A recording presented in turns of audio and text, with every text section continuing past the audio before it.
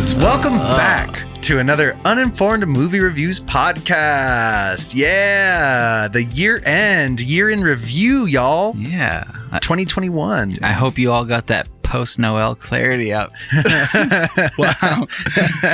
Yes, if you're listening to this on the day off, yesterday was Christmas. A Merry Christmas to you and to our Jewish friends. Sorry about that. Sorry, man. I hope you got 8 gifts at least. Yeah. Oops. I don't know when Hanukkah ends. I feel really bad now. I feel like it's way before Christmas. It's way before. It's like a couple Right? weeks before Christmas. What do they I used to know more about Hanukkah and was more in tune with the Jewish calendar because I grew up with a Jewish friend named Scott Superville, but he then converted to Scientology. I was gonna say. And we never heard from him again. What do Scientologists do for Christmas? They give money to the church. They don't tell secrets. Yeah, they don't tell secrets. They sign over their property and belongings. They get auditions. Boom, got him. For those of you unfamiliar with the year in review, we're going to go through our top 3 movies of 2021 individually, because Lord knows if we had to vote on a consensus of our top 3, I mean, we would just be here for an hour or two. That'd be an effort and futility. That wouldn't happen. We'd end up with a Shyamalan length. An effort in episode. fertility? No, that's Lamb. That's that. Oh, movie. yeah. We already talked about that one this year. So without wasting any time, I guess, let's just get into this. I'm going to popcorn over to Danny. He was already making eye contact. David made eye contact afterwards, but Danny made the I was the doing crucial crazy mistake. eyes. I was going all over the place. I was really enthralled with my lip smacking and trying to not do it. What were you saying? Danny, what is your third pick for your top movie of the year 2021? Third pick for top movie of this year. I'm going to have to go with Dune. I mean, Dude. did anyone think that was going to be my number 1? No, I didn't no. think it was going to be your number 1. I had a feeling it might be on your list. Yeah. I mean, I was waiting for that movie for a long time. It came out. I could watch it at home. I didn't, but I did afterwards. And I got to watch it as many times as possible. It was sweet. How many times did you watch Dune, just out of curiosity? I think 4. Oh my god. Jesus I know. Christ. I know. I know. Dude, that's a lot of time. That sounds like a personal version of hell for me. I say once at the theater, once the day after at home, and then I just put it on before we did the episode, and then again after a couple weeks later. Then one more time on the toilet. Yeah. Just watching Dune. Just as watch Zendaya. You had to call the ambulance after you're done watching Dune on the toilet because your legs just wouldn't work anymore. They had gone purple. Wow. I now have blood clots. No. You're wearing compression socks right now. I do wear compression socks. I have bad circulation from years of smoking. Wow. This has gone to a really weird place. I didn't mean to bring up your health issues. I'm sorry for that. Definitely wasn't trying to. And if you're out there wearing compression socks, no shame on you. No, Keep they're that great. blood flowing. Do what you need to do. Do that copper fit, man. I mean, Dune, I have nothing nice to say, so I'm going to, in the spirit of Christmas, David, that was very nice of you. Yeah, this it's is the very nicest nice. thing I've ever done on the podcast. I'll say I will watch the second one. I was about to say, I'm looking forward to the second one, but I think that would be a little bit too much. I'll watch the second one because we'll probably end up talking about it on the channel. Yeah. But if for some reason the channel dissolves before Dune 2 comes out, There's Which no is a reason for you to possibility. watch I'm it. just kidding. I mean, anything's possible, I guess, but I'll skip. I mean, the way things are going, society could dissolve by then. Yeah, it's true. I mean, if this Dune feud keeps going, it'll probably happen. I'd like to think that if society did, we went into straight boogaloo, that we would still be podcasting. Boogaloo! It'd be too topical not to. It's like Children of Men this week. We would just have to record it on a little tape recorder and then Yeah. broadcast it through our pirate radio network. We'd have to rip That up. actually sounds kind of dope. We'd have to rip up the floorboards and make an underground. I mean, there's nothing under anybody's house because we live in a desert. But Yeah. Just dirt. we'll work. We'll workshop. Danny the used to idea. live in a house with a basement. I It was did. a bomb, it was a Bomb converted bomb shelter. shelter. Did you ever go in there? We didn't. I never got No. a chance to. I went to that house, but to the. That's a bummer that you never got to go down there. It was that trailer, room, renovated trailer kind of thing you had in the backyard. That was your room. No, you might be thinking Was that of a not the same different- house? No. Oh, that's a different one. But it was also in Central. The one area, in wasn't it? Central. Was it a Reddit? No, it wasn't a renovated trailer. I think you're amalgamizing the house he's currently in and the house we're talking about. Because this house, it was like an actual like building outside the main house, and there was like a pool and like a tile area. I don't know. I just remember going to Danny's like room, and it was separate from the house. It was in the backyard, and it was very narrow and kind of long. And we watched Starship Troopers. Definitely was the one at Central, but you never went into the basement. No, it was the only time I was ever there, and it was like really late at night, and we just watched Starship Troopers, and then we took off. Sounds like a great time. It was a good time. It was a good time. Shout out to Starship Troopers. Honorable mention. Which brings me to my number 3, Starship Troopers. What is your number 3, David? My number 3 is, and should be in no surprise, this is my equivalent of Dune, Evangelion 3.0 plus 1.0 Thrice Upon a Time. Heck yeah. It was just exciting to end, man. It was a great ending. It was complicated and convoluted, just as you would expect Evangelion to be. I also watched it like 4 times, you know what I mean?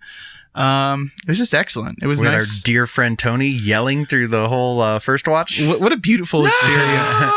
He was yelling and screaming, but then also every like 30 minutes he'd be like, okay, pause, hang on. Hold on, we got to talk about this, and I got to tell you guys why. And I'm like, Tony, I don't think anyone cares about this as much as you do. Yeah. I mean, I'm interested. I'm interested, but Tony, we're going to get out of here at 2 a.m. if you keep doing it. We're doing like a TED talk every 30 minutes. But I mean, I loved the first watch experience with Tony. It was amazing. It was something else. Tony should have his own commentary track. Well, it's just every time we do anime, we should bring Tony in, or if it's like a select Tony movie. I'll have to talk with him more. I don't know what other movies he's super into, but yeah, 3.0 plus 1.0 Thrice Upon a Time. Really excellent. A weird kind of tangent, though. They haven't released it on Blu-ray, which is really frustrating to me. Because you want it. Yeah, and it's like, it's been out for a long time, but I think because it's on Amazon Prime, they're like kind of taking their time with it. Yeah. I mean, they need to do it. They're going to milk upset. it. I mean, they paid a lot of money for that. Yeah, I guess so. One could even argue that Bezos like financed the ending of Evangelion. Yeah, maybe. I don't know. Well, it came out in Japan. It was more of like the North American distribution, but I even got some stuff after we watched the movie. I ordered some of the stuff from Japan because they gave out like movie booklets and stuff in theaters. So I ordered some of those. It's just really cool. It's just an awesome ending. That was definitely one of those rare instances of a franchise ending so satisfyingly. Yeah. And yet so ambiguously at the same time. Really. Yeah. It's a strange line to walk. It was somehow as ambiguous and neatly wrapped up at the same time, which is a crazy thing to pull off. Yeah. For reals. It's a great thing to say that they're not the Reduxes. What are they called? Rebuilds. The rebuilds were successful. Yeah, I mean, completely successful. I feel like that's an idea that usually doesn't pan out. Yeah. But to remake essentially Evangelion, but then to also tie it into everything else and to make it all one connected thing. I mean, it's just it's threading the needle and it's doing it really, really well. So I don't know. I'm loving it. If you're into Evangelion, I mean, you should watch the rebuilds if you haven't. It only came at the cost of Hideaki Anno's sanity. Yeah. Totally. Yeah. It only took the man hating himself for 40 years to make it happen. To please some nerds. Go watch it. It's a great Christmas watch. It's full of angels. Lots of Christian imagery. Yeah, if you're with your extended family like over this weekend, you're like, what should we watch? Just convince them to watch Evangelion 3.0. Look, it's got Angel in the title. Thrice Upon a Time. Great place to start. Yeah. It'll make just as much sense as not starting there. And then maybe they won't invite you back next year. Yeah. Then, hey, chances are you don't want to see that family anyways. Yeah. It's a good get out of jail free card for next year. Not wrong. Yeah, but I don't know. Well, what's yours, Frank? What's your 3? For my number 3 slot, I have Lamb, actually. Hey. Yeah. Hey. What a fun watch. What a satisfying. I think satisfying is a good way to go. Was like very much looking forward to it coming out. Thought it was gonna be, it was gonna tickle my weird bone. I was like, yeah, this is gonna be super weird. And boy, did it not disappoint. And then it was just like beautiful outside that. Oh yeah. It's like beautiful story about like what family really means. And I was just like shocked, not in the way I expected to be. I thought it was going to be like way more grotesque.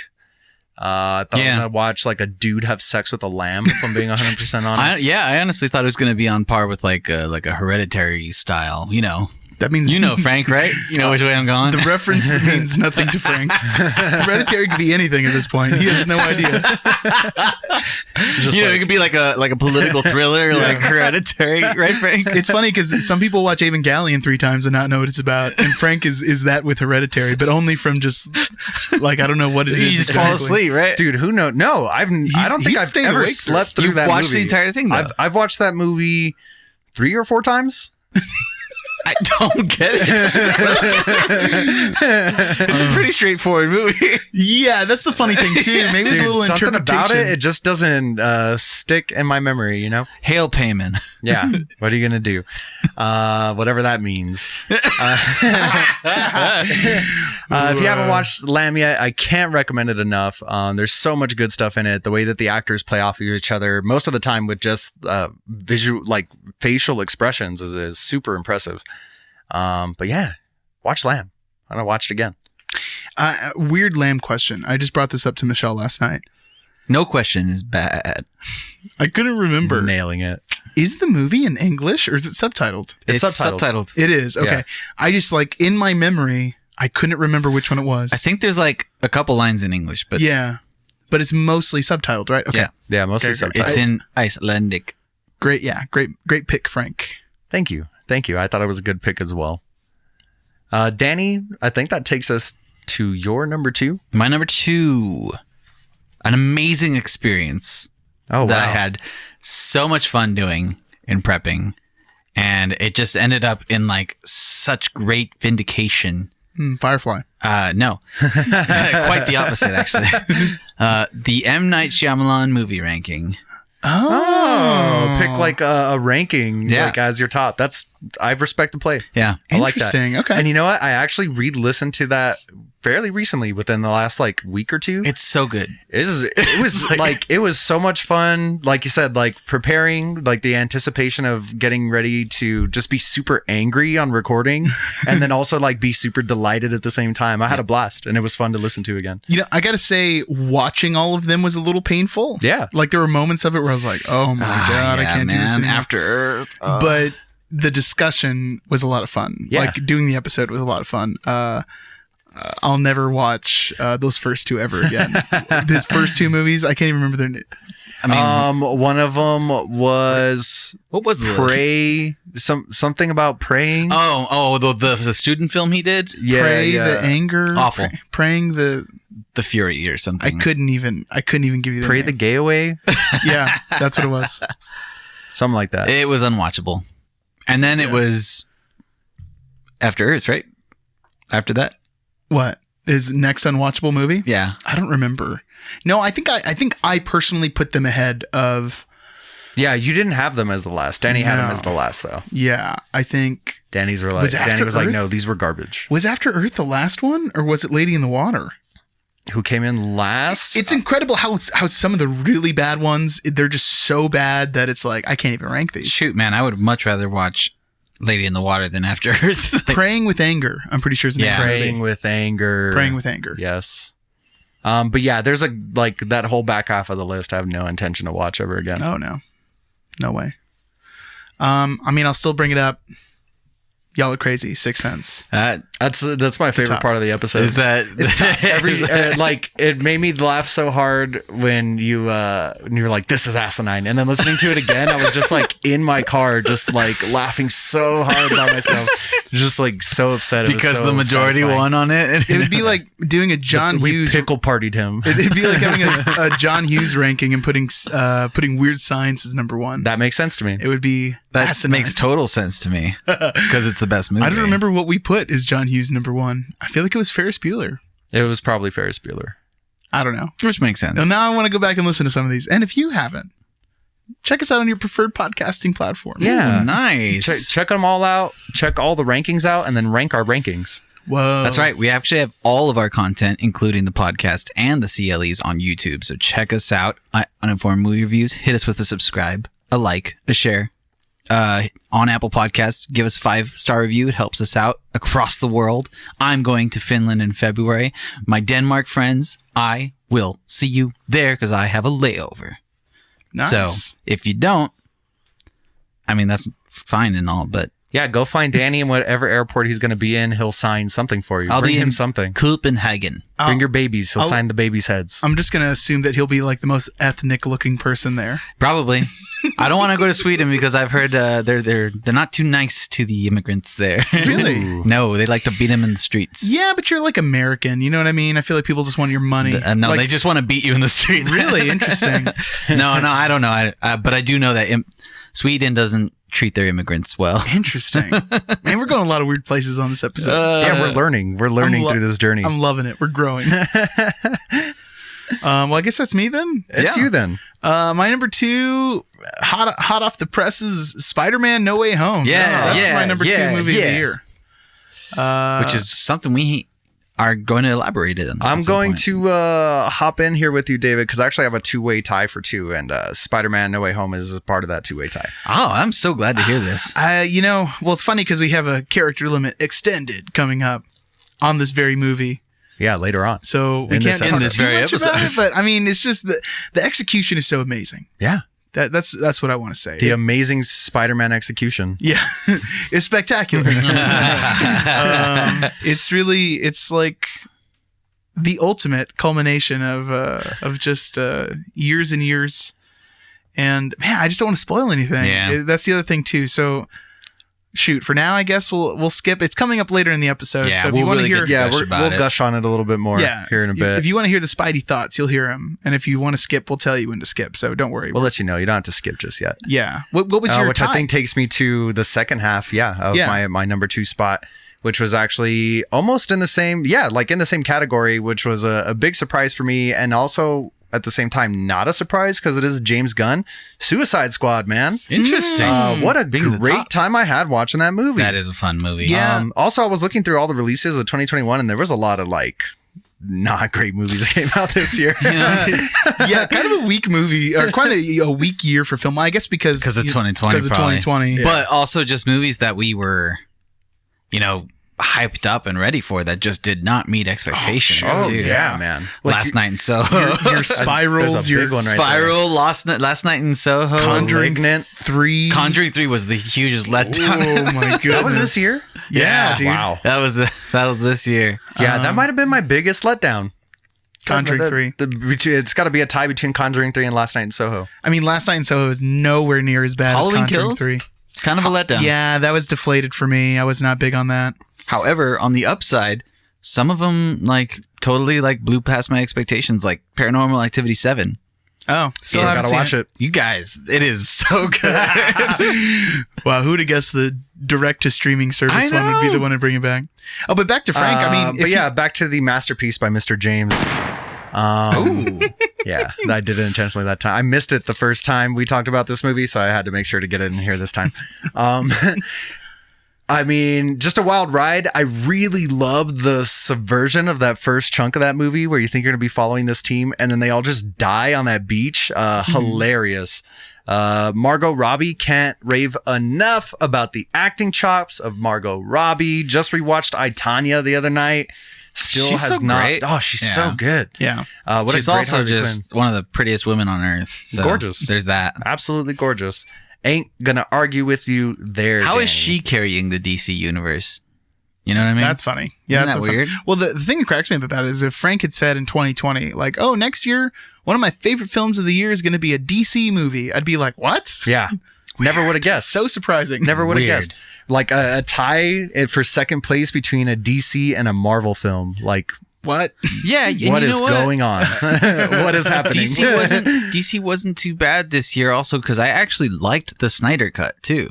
Now that I think about it, none of you guys watched it. I haven't seen either but you cut. haven't seen the original either. So No. I could care less about either cuts of those movies. Which if is they do a crazy. third one, I won't care either. Yeah. I liked the Snyder cut. It was a big surprise. But then on the same kind of piggybacking off of you, Hop on here, Danny. I fell off of the Marvel train completely until I saw Shang-Chi, and now I'm back on it. And now that I've seen Shang-Chi and Spider-Man, I'm back in, baby. Marvel's got me. You're fully just to torqued. be just the right amount of sassy, when did you fall off the train? I didn't even see Black Widow. But I mean, Endgame, did you fall off the train? Yeah, I think I was done after that. Okay, interesting. That's only 2 movies in between. This is the crazy part. What else is in there? There was Spider-Man Far From Home. Oh, I liked that. That was good. That was Then there was okay. Black Widow. But, you know, And then it was Shang-Chi. But maybe it's all the TV shows, too. That was another thing, too. I wasn't going to watch, like, Loki, and I wasn't going to watch, like, all that stuff. WandaVision was weird. I didn't like it. Really? I loved I didn't like WandaVision. it.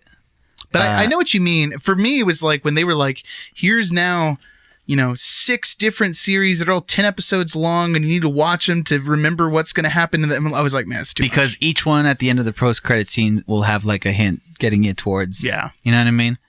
I skipped Eternals. I should probably just watch it out of pity right now, just to, like... Yeah. I'm going to get around to it eventually, too. When it's free, because it'll be on Disney+. But I do agree with you, man. I mean, I haven't seen Shang-Chi yet. You should, yeah. But Spider-Man was something like, wow, this is like Infinity War big. Yes. You know what I mean? Yeah. Yeah, as far as like the repercussions for the universe and the stakes that were at hand. Wow. Were they well done? Yeah. And you know what else? I was talking with someone the other day, and we were chatting. It was right before I saw the movie, and we were talking about the Sam Raimi Spider-Man movies and like how many times we'd seen them, specifically 1 and 2. Because they're fantastic. Yeah, and my buddy, who's also named Danny, he was like, I've watched all the MCU movies, but a lot of them just aren't memorable movies. Like, it's not that they're bad, true. but you just watch them and then you don't really have a desire to ever return to it. No. And I was like, yeah, I mean, they're all like serviceable. You know what I mean? They all add to an extra point. But I think this new Spider-Man movie is definitely one of them that's an exception. Yeah. It's like that one, like Guardians. Yeah, those are movies that you can recall off the bat. Yeah, and be like, wow, you know which movie I want to watch? The first Avengers. You're not going to say Iron Man 3. No, you know what I mean? or Iron Man 2. I need to watch Thor 2, The Dark World. That's Right. what I'm feeling like today. It's funny, I actually like that movie. It's so weird. That's a bad one that I do like. But you're right. I mean, like, maybe it's also a nostalgic factor because that came out when we were young boys, too. You know what I mean? For reals. And they've also, and they say that a hero can save us. Although Spider-Man 2 has that dashboard confessional on it. It does. Vindicated. Yeah, that's some good hardcore 2000s vibes in those Spider-Man movies, man. Killer soundtracks. Yeah, and killer also soundtracks. awesome games to go along with it, too. Yeah, and that's part of like if you're familiar with the channel or you two sitting here at the table, you know I'm not like a superhero guy. Spider-Man, although, is a superhero that I've always been down Love for. Spider-Man. There's just something about Spider-Man. It's just like the nerdy high school kid slinging webs. And he also had like, I mean, there was also like a super successful cartoon series in like the 90s that was great. Yeah, which is unwatchable now Yeah. if you try to go back. But memeable. Definitely memeable. Hardcore memeable. I can think of 3 memes from the series. Yeah, exactly. Oh, well, that's the 1960s cartoon. Oh, is it? That one's an okay. older one. The 90s does have some. What about the memes, cancer though. one? That one is. That is the 90s that's series, the 90s right? one. Okay. Well, speaking of games, though, don't sleep on those Spider-Man games. I don't think either of you guys have played. Oh, I've either played the old PS1 ones? No. I mean for the PS4. Like Yeah, no. the new ones from Insomniac, Spider-Man and Miles Morales. No. Yeah. Man, they are so good. I'm like, down. They're Need to so get around to it someday. They're so good that you'll like never look back. You'll never it'll relinquish any need to ever play an older Spider-Man game. You're gonna like the way you look. I guarantee it. Dang. Damn, David, you make me choke. Oh man. Oh, Jesus. can he still guarantee it if he's gone? If they're out of business, A posthumous guarantee. you show up to his house in 10 years. Excuse me. I don't really like the way I look today. I have outgrown this suit that I brought from you years ago. And pleated pants, they're just not really in anymore. I gotta Yeah. say, I'm not liking the way. I'm not liking it. Men's Warehouse was like a franchise, right? Yeah, I'm Okay, sure this okay. isn't just an El Paso thing. Okay. Just making sure this isn't like a strong arm thing. Lovely. Well, I think that takes us to our final round here, our top picks for the year 2021. Danny, why don't you get this party started? If you guys know one thing about me, having been on this channel for quite a while now, you know that I love spite picks. And He does. Oh, this God. is a spite pick. What is this? Malignant is my number one moment. I of was the actually, year. when I called Malignant out for being one of the letdowns of this year, I was like, it's weird Danny didn't say anything right now. You just kind of let it pass. But now it makes sense. Yeah. Because I hated that movie so much with so much vitriol. You know what I mean? Like, Yeah. I think it's because of the letdown from Conjuring 3 that I was expecting something good. And then I watched it at home. Thankfully, I didn't pay money for it, and I was just beyond angry. So angry that I like had to get on right away, crap on it on the internet, like make a meme, and then I had to tell you guys like we have to watch this movie. Like switch around the schedule. This movie is like we need to talk about this movie because I'm so damn angry. Yeah, you know, actually, Danny's reaction to both James Wan movies this year were some of my favorite moments. Yeah. That's. I mean, it reminded me of like watching the last season of Game of Thrones with you. Just seeing how like hateful you were becoming. It's like it was a slow descent into madness. Yeah. Us getting together and watching all those episodes. You did a better job than Hayden Christensen in Revenge of the Sith. and I say that with earnest. I can equate it to like like the letdown that Game of Thrones gave me, and then the letdown that I've experienced the last 2 years of like the Packers getting to the NFC Championship. And then losing every time. The game before the Super Bowl, both years in a row, and losing. Beautiful. That equates to Malignant. Yeah, Malignant. Man, Malignant is something else. I mean, it's funny. There are like some people who really love Malignant, but so weird. Damn, more than likely, both our teams will be in the playoffs this year. It'll be interesting. It is weird. Cool if we you get to clinched play your together. division. Interesting. So did Cowboys did what? Really? Yeah.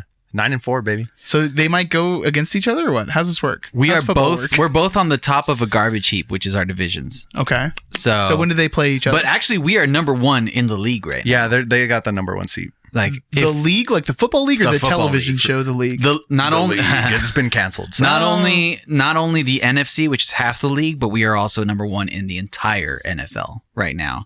So if we maintain that, we get to like skip the first round of playoffs, let them all like eliminate themselves, and then come in. Interesting. They get to skip a week from injuries, which is nice. It'll give the players some time to like get COVID. Yeah, that's a huge. I'm scared of that every week, bro. Huh? Look at what happened to the Browns. Like the Browns, their whole team got COVID like this last week, and so they had to move the game ahead of time. But then they're also just all of the B team is playing, and it's like going to ruin their record, their chances. Yeah, completely. Interesting. Wow. Sounds complicated. I definitely wasn't expecting to talk about Malignant today, but that was a fun surprise, Danny. Or You're football, welcome. for that matter. Hey. Yeah, truly. Well, I guess this is me then. It's you then, Yeah. David. My number one, and I declared it my favorite movie of the year when we reviewed it. I think and we might have the same number one, actually. Is it The French Dispatch? It is The French Dispatch. Hey. Easily the best movie that came out this year. Yeah, like it needs to get some Oscar attention. Why won't? I don't think it will, but Yeah, I feel like Wes Anderson doesn't get a lot of Oscar love, but Because he looks kind of creepy? What is it? well, he looks just like Owen Wilson. Owen Wilson's won something, hasn't he? Probably not, actually. Wow. I don't know Wow. why. Maybe it's because it's not enough revenue. No, You I know? mean they give Yeah, they give artsy movies it's art house awards. movies. Yeah. That's usually what the Oscars does really well. I don't know, but It's French not foreign enough. maybe. Yeah, he's too white. Maybe that's what it is. I don't Yeah. know. But The French Dispatch was just delightful. Wes Anderson just keeps knocking him out of the park. This isn't his last movie, right? No, I mean he's at least he hasn't said anything. He's not like Tarantino where he just keeps saying this might be my last one. Just killer, man. Oh, fantastic. Side note about that. I was listening to this podcast, Conan O'Brien Needs a Friend. Do you Okay. listen to that? No, I don't. It's his new show essentially, but he had Tarantino on there. I can't stand Tarantino as a person. Like Oh. I can't stand him as a guest on other people's shows because he's just kind of annoying. You know what I mean? Yeah, no, I know what you mean. When we're doing ranking episodes, I always watch a lot of interviews with people, and the Tarantino ones, his head is just so large. Yeah. It's just I didn't even see him, but his no, I don't. No, I mean, like his like metaphor. oh, yeah, okay. His He's ego also is- got a large head though. well, that too, but his ego is so overblown. Yeah. And it's like, yeah, he is great, but It's to the point where it's like he can't interact with other people. Yeah. Like It he doesn't really know how is. to interact in a society. He's like an alien. he's too used to people just being like, "Oh, you're so amazing. I'm Yeah. so in love with everything." You've And then done." he's just like, oh, show me your feet. yeah. Take off your shoes, John Travolta. But yeah, French Dispatch. Oh my God. Yeah. I just remember like my face being tired at the end of that first watch. Like from just like, even in the sadder parts of the movie, just smiling at how much this movie had met and exceeded my expectations for what it could be. Every story, like if I just watched them individually, would like if they came out as short films, those would easily, the day that I watched that during the week would easily be my best day of that week. Oh, yeah. Oh my goodness. The vignettes are done so well. I think it's nice to have a new in the top 5 of my like Wes Anderson flicks. You know what I mean? Yeah, it's crazy. It's like up there now. Every time one comes out, I'm like, oh, this is like one of his best movies. Yeah. Every time. It's insane. Which is it's a crazy thing that somebody could still produce something of that caliber over and over and over again and have everything feel so unique. And when you hear him in an interview, he doesn't sound insufferable. So. Yeah. No, Wes Anderson's and he awesome. threw in some boobs this time. Yeah, very minimal A lot of nudity boob. in Wes Anderson, but a lot in this one. Maybe because it's French. And some veg. Because it's French. That's true. I don't remember that. There was veg. There was bush. That was Bush. Yeah. Because she was French. And I'll take Jabber. this opportunity to remind you that George Bush is a war criminal. He Thank should. you. Yep. Don't think of him as a cute old man who paints pictures. All he does is paint with blood. Wow. I like that. Oh, these tangents are getting dangerous. I like that a whole lot. Merry Christmas. Is it time for honorable mentions? Yes. Yeah. Yes, it is time for honorable mentions. That would be me then. I guess back to right? Danny. Yeah. This is weird. Frank and I lined up a lot today. Honorable mention for me would be the Okay, for those of you just listening right now, you need to go, pause it, mark down the time. You need to go to the YouTube so that you can see the delightful little move Danny just did. It was leprechaun-esque. Yes. He just needed to jump in the air and click his shoes together. it would be my Tremors series ranking. One of the most fun times I've ever had doing any kind of movie research and just viewing experience for this channel. Yeah, I had a really good time on Tremors. I know David's going to land on a different side of this coin, but that was probably one of my favorite moments outside of like most Texas podcasts. If not, we wouldn't have You Juiced Them. That's true, That's true. but I mean, it's like At what cost? 6 or 7 hours of that viewing time was miserable. I don't agree with I'd that. rather, if I had to go, if like some weird wizard or genie was like, you're going to be stuck in a loop of research and recording and the episode's never going to come out and it's either got to be Shyamalan or Tremors, I'd be like, well, let's cue up the Tremors, baby. Give me my Burt Goomer. I might have to go Shyamalan, which is painful to say. Oh, but man. I might. I don't know. Some of those Tremors movies were like. You know, it's Yeah, funny. some of them are bad. But some of them are really bad. It's like I think we just have a different. There's less of them that are unwatchable for me than there are for you, and that's what makes it an Here's the easier thing. choice. At least Shyamalan, when he peaks, it's great. oh, it's fantastic. Whereas Tremors, it's like the first one's really good. No, I it's weird. It's weird because like number 2 obviously is lackluster, but for me it's like 1, 2, and then even the Jamie Kennedy one, the 2 Jamie Kennedy ones. That's it. Like I guess there's 4 that are like I could watch them again. I like one, and I like the one in South Africa. South Africa. And then Africa. the other Bloodlines. ones- I really like the Western one. Oh yeah, you know what? That one's Yeah. fun. It has its moments. It's fun. That's definitely like a watch That every actually, couple years. because I'm running through a bunch of old episodes. In the episode, that was probably one of the sequels that you had the most nice things to say about. the Western the one. Western one, yeah. Well, because they try to do something different as Yeah. opposed to just like now they fly. Now Okay, so this time, this is the dumb name, and then this is how they evolved. yeah. I am so. Oh God. Oh. Sorry. The dumb names. Just I know. Yeah. the blatant The ass lack blasters. of creativity and just like crassness in that series. I also like the redesign of the graboids in the later series. I think they really When they cool. juice them. when they juice them. Actually, before they juice Oh them. yeah, that's right. Like the South Africa. South The Africa. African variant. Yeah, the Omicron variant of Omicron graboids. Wow. Sorry, South Africa. Do you have any other honorable mentions? I do, but I think it might steal from yours. Nah, just hit him. Why not? I don't think yours will. The Green Knight. Oh yeah, you did. Yeah.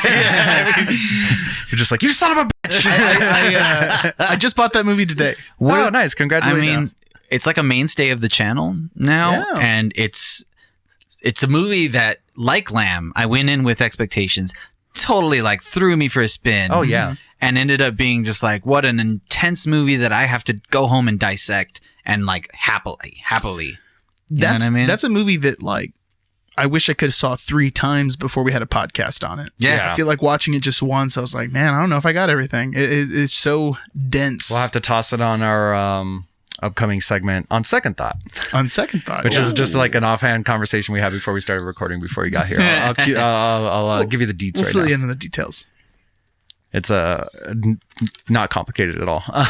Yeah, killer though. Did you have any other honorable mentions, either David or Danny? I get a shout out Hedwig and the Angry Inch just because it's one of my favorite movies of all time. We CLE'd it this year, and I was gonna put it in my top, but I was like, no, let's talk Was about that movies. super early this year? It was. I think it was it my birthday pick? I think it was my birthday. That makes sense, actually. March.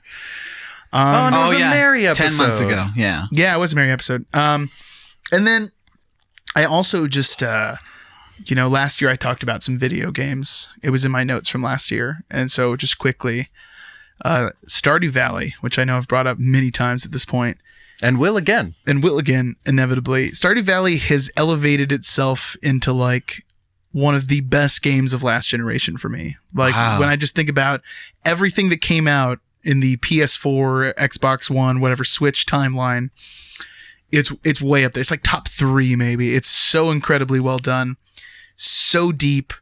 It's just amazing. It's an amazing game. And it's crazy how the time management aspect of it makes it feel so kind of like intense. Because it's a farming game, you think it'd be really simple, but you only have a certain amount of daylight. You have to go to bed at a certain time, and it's like I need to cram in as much as I can. And then as soon as you're done with the day, you're immediately like, well, I need to play tomorrow. I need to like do this and this and this and this. So it's like running a farm. It is, and it's also an amazing split screen co-op experience. Oh, see, that's even better. It's split screen, and the two of you can do whatever you want. Like you're totally free to go as far away from each other as you want. There's none of that. You got to stay That within false a certain Animal Crossing Exactly. split screen experience. And- it wasn't even split screen. Animal Crossing is a great example because in Animal Crossing, when you're the second player, it's like, oh, I'm like visiting this island. Like I can't do what the person who owns exactly. this does. I'm like, You have to hand off between the two. Exactly. And that's not a game where you can just spend 5 minutes like doing something. Stardew Valley is that's a game of hours. Yeah. it's not about that at all. I mean, you share money with each other, but that's more of just like, this is our business. And what I was reading is that it's 4-player split screen, which I haven't even tried, but you could have 4 people all on one farm. Damn. So theoretically, when you and Michelle have kids, you could put them to work on your virtual Oh yeah, farm. that'd be cool. And they can be doing it like when they're on summer No, vacation. don't and let your stuff. kids do it. That's gross. No, it's inappropriate, Danny. It's inappropriate. Sorry, all this Game of Thrones talk is just coming back. Amazing. And then lastly, were you going to say something? Oh no, go ahead. Oh, well, lastly, is a game that has really gone up and down for me is Death Stranding. Yeah, dude. Like I started it, I played maybe the first 4 or 5 hours and then kind of just fell off of it for a while. And like Last of Us 2 came out and a bunch of other stuff came out and I was like, okay. And then finally I got back to it. I finished the game. Oh, I checked my time. It took me 40 hours to finish the game. yeah. Damn, dude. I want to go back to it, but And the craziest thing is like the story doesn't really make sense until the last 3-4 hours. really. So it comes together. It does come together. Then you get to the ending. The ending is legitimately 2 hours long. Wow. Like I got to the point where I was like, okay, I'm done. Like this is the final boss battle's done. Let's start this cutscene. Let's get out of here. And then when that cutscene starts, it's like 2 hours of cutscenes. Wow. It was crazy. So you finish the game and then you watch a movie. Pretty much. It was like 11 p.m. and I was like, okay, I don't have enough time to finish this up. It's not gonna be that long. You know what, And honestly, it was like 1 a.m. and I was like, okay, what? I want to finish that game because of that, and I want to feel the like conclusiveness of finishing that game. But the gameplay just sucks, in my opinion. Like it's Well, tedious as hell. it's interesting because the beginning it is so tedious. It's ridiculous. But then every, I don't know, 4 or 5 hours of gameplay, they're like, here's one new thing. And then you're like, oh, okay. I guess I can get some runs. And then as you get further and further and further, they're like, how about this? What do you think about this? And you're like, oh, this kind of changes the whole way I'm thinking about this. So now it's like, I'm now in the end game. I'm going for the platinum because I'm like, well, I'm 40 hours in. Wow. Let's put another 20 hours in and just finish this thing up. And it's like, I'm not trudging through mud and water now. It's like, I've built roads. Here is this network of zip lines that I've created. Wow. I'm just like effectively delivering packages, and it feels so nice. Damn, Wow. So it's like the end of Crackdown when your police officer's totally bulked up and you're kicking bad guys across rooftops to the other side of the city. God mode. That's the point I'm at. At the beginning of the game, you'll come across a camp of mules, which are the baddies. They're like I can't think of the word I'm looking for. Pirates. Raiders. Yeah. Raiders. That's the word I was looking for. I was just picturing a bunch of old Clint Eastwoods. Oh, Reavers. Reavers, yeah. And at the beginning, you have nothing. You're like punching them, or you're like hitting them with your car or something. And now I have like non-lethal assault rifles, and I'm just like going in and it plays like Metal Gear Solid, so I'm just headshotting people from like 100 meters. That's what you need in the game in the beginning is a gun. Well, and the weird thing is apparently the PS5 version, if you play the gold edition, it starts the game off with a bunch of things that they add in. Okay. Like late game things they give you right away to make it go faster. So if you are interested in Death Stranding, I would say check out the gold edition if you're one of 7 people who have a PS5. Because I think, yeah, 2 of them are here, but I think it might help you get through it a little bit quicker. It is the definition of a slow burn, but strangely enough, the storyline reminded me so much of like Evangelion, where for most of it, you're like, what?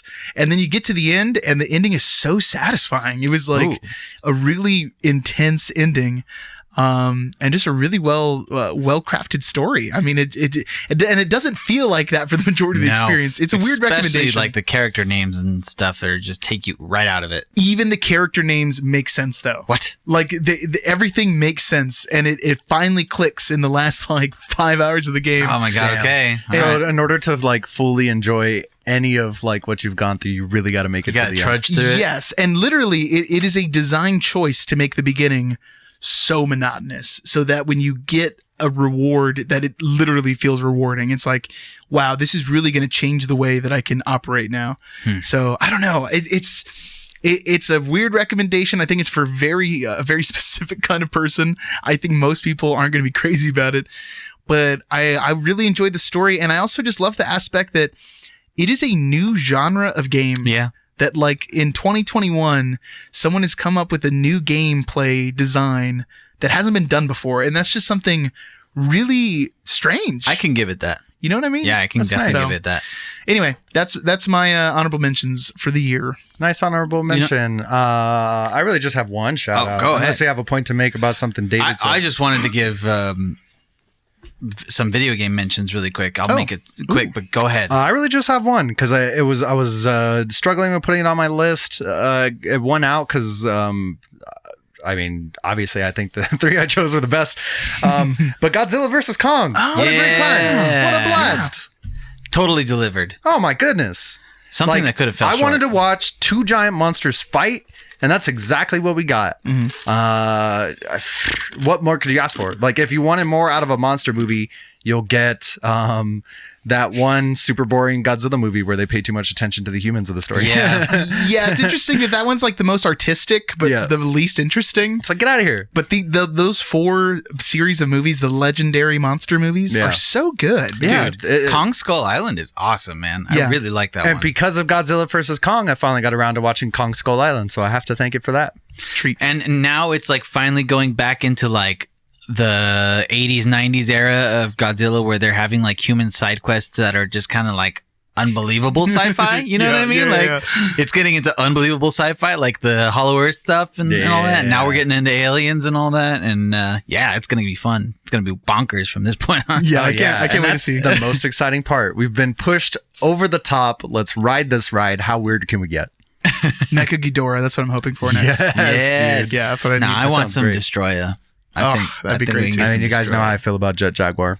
Dude, that would be sweet. That'd be lovely.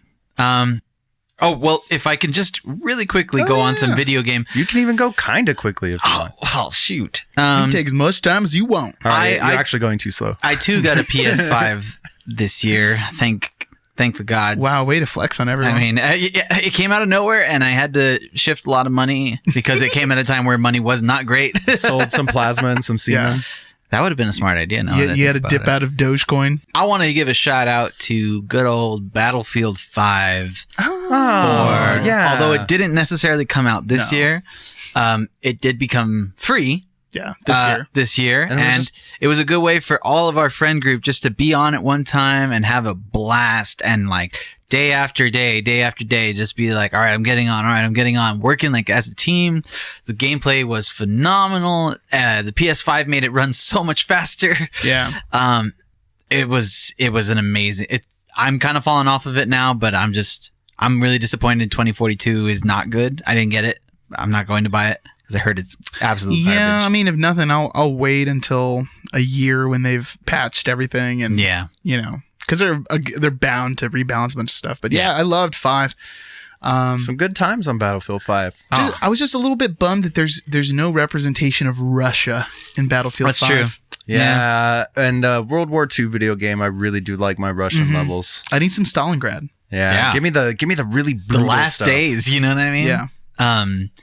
So yeah, Battlefield 5. And lastly, I'd like to thank those at Capcom for giving me Resident Evil Village. Oh yeah. What an amazing, short, but just sweet, awesome game. It's new. It's effective. It kind of branches off of like the Resident Evil 4 aesthetic, but like in a total new fashion. It's just a totally unique Resident Evil. Yeah. You know what I mean? And it's beautiful and it plays amazing and it is scary as hell. Like, yeah, there's some really great moments in it. I mean, and just awesome design. Every little boss section has its own flavor, and it's all. And you could tell too, like, well, I mean, even just the opening sequence of the game. I mean, not the one with Ethan and the girl. You're talking about the snow part, right? Yeah, well, I'm talking at the castle. Like, yeah. Okay. So that's amazing. Yeah, the castle's great. If anything, I wish the castle was a little bit longer. Yeah, it is terrifying. Yeah. And then the baby chasing you is the most terrifying. The doll part is amazing. Yeah. Now, I don't play a lot of Resident Evil, but this is the newest one, like the kind of plantation vibe with the lady with the big mommy milkers, right? Yes. Well, the plantation is the 7th That's one. the 7th one. Which is the first in this, I'm assuming, trilogy, maybe? They leave it on a little bit of a hanger. they carry on. Yeah, but 7 and 8 are like direct sequels. Okay. Yeah. Dude, you would love 8, I think. Well, honestly, you should start with 7. Yeah. 7 might be like You probably peak. played the VR, didn't you? I played a tiny chunk of it for the channel. I mean, I played 7 before I went back to before Village came out, and it prepped me like perfectly, but Village is just awesome. Yeah, it is. It's one of the best Resident Evil games I've ever played in my life. Mm-hmm. Tasty. Delectable.